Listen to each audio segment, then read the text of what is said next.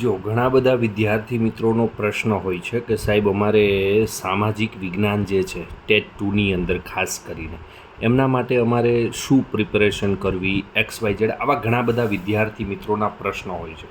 જો સામાજિક વિજ્ઞાન માટે તમે શું કરી શકો ખબર છે, અહીંયા પર આપણે લખેલું છે ટેટ 2 સામાજિક વિજ્ઞાન. તો પહેલી વસ્તુ તો તમારે એ સમજવી પડશે વિદ્યાર્થી મિત્રો કે તમારું જે ટેટ 2માં સામાજિક વિજ્ઞાન છે ને એની અંદર ધોરણ કયા કયા સમાવિષ્ટ થાય છે. ધોરણ કયા કયા સમાવિષ્ટ થાય છે સાહેબ? તો કે 6, 7 અને 8. હું તમને એક આખું મસ્ત મજાનું શિડ્યુલ ટાઈમ ટેબલ બનાવીને અહીંયા પર તમને પ્રોવાઈડ કરવાનો વિચાર કરું છું. ઓકે, તો સમજો આ તમામ ધોરણ જે છે ને એ તમામ ધોરણના જે લેવલવાળા ચેપ્ટર છે કે જે ચેપ્ટર એક્ઝામમાં ફરજિયાતપણે આવે છે અને ફરજિયાતપણે આપણે કરવા જ પડતા હોય છે, તો એવા ટોટલ ફરજિયાત ચેપ્ટરની વાત કરું છું, એવા ટોટલ 50 ચેપ્ટર છે. કેટલા છે? 50 પ્રકરણ છે. ઓકે, હવે હું તમને એક બહુ બેઝિક ટાઈમ ટેબલ બનાવીને જો પ્રોવાઈડ કરવાનું વિચારું ને વિદ્યાર્થી મિત્રો, તો તમારે આ ફોર્મ્યુલાને પરફેક્ટ ધ્યાનમાં રાખવાનો રહેશે. દરરોજ એક ચેપ્ટર, દરરોજ એક પ્રકરણ. પણ કઈ રીતે ખબર છે? જો આ એક પ્રકરણ તમે પરફેક્ટ રીડ કરો છો, સમજો હો આખી વાતને. આ ટાઈમ ટેબલ તમને જોવામાં બહુ સિમ્પલ લાગશે, પણ આ સિમ્પલ નથી. આ એકદમ હાર્ડ છે, બિકોઝ આને રેગ્યુલર ફોલો કરવું અતિ આવશ્યક છે. પહેલાં તો તમારે આખું ચેપ્ટર રીડ કરવાનું છે. ચેપ્ટર રીડ થયા પછી એમની પાછળ આવેલું જે સ્વાધ્યાય છે એ સ્વાધ્યાયમાં 1 માર્ક્સના અને 2 માર્ક્સના પ્રશ્નો તમારે ખાસ જોવાના છે. આ ખાસ ધ્યાનમાં રાખજો, 1 માર્ક્સના અને 2 માર્ક્સના. બિકોઝ ટેટ 2ની જે એક્ઝામ છે એ ટેટ 2ની એક્ઝામ અત્યાર સુધી લાસ્ટ ટાઈમ સુધી જે લેવાની ને એ MCQ બેઝ છે. એટલે એને ધ્યાનમાં રાખી અને હું તમને આ માહિતી પ્રોવાઈડ કરી રહ્યો છું, બરાબર છે.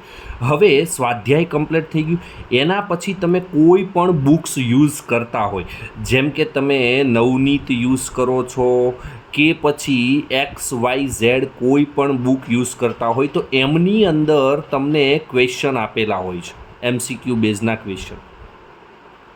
ઓકે, અને એક વસ્તુ બહુ સાથે સાથે ધ્યાનમાં રાખજો, ટેટ 2ના જેટલા પણ ઓલ્ડ પેપર છે,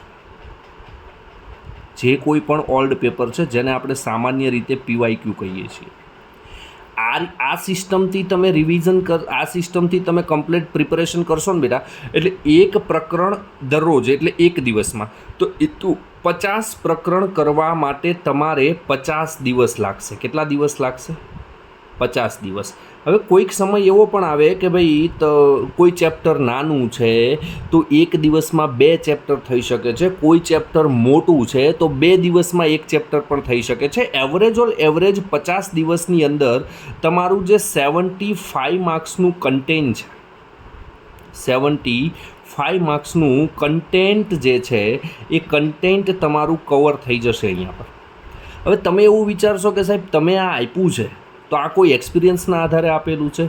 મારા એક્સપિરિયન્સની વાત કરું તો ગુજરાતની અંદર સામાજિક વિજ્ઞાન સબ્જેક્ટ એટલે SS સબ્જેક્ટ સાથે પાસ થયેલો કોઈ વિદ્યાર્થી એવો ના હોય કે જે મને નામથી ન ઓળખતો હોય. સમજો છો?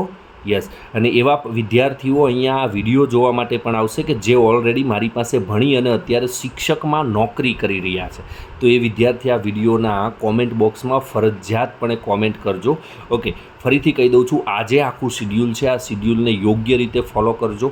એક દિવસ એક પ્રકરણ રીડ કરો, સ્વાધ્યાય કમ્પ્લીટ કરો, નવનીત. અને પોસિબલ થાય ને તમને એવું એક સાહેબ મારી પાસે સમય વૈધો રહી છે તો તમે પોતે પ્રશ્ન કાઢવાની કોશિશ કરો.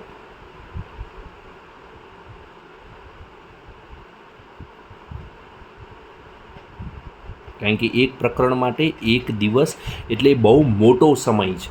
તો પ્રશ્ન કાઢવાની કોશિશ કરો. નાનું પ્રકરણ હશે તો 20 પ્રશ્ન નીકળશે, મોટું પ્રકરણ હશે તો 40, 50, 60, 100 જેટલા પ્રશ્નો નીકળશે. અને ઘણી બધી એપ્લિકેશન તમે યુઝ કરી શકો.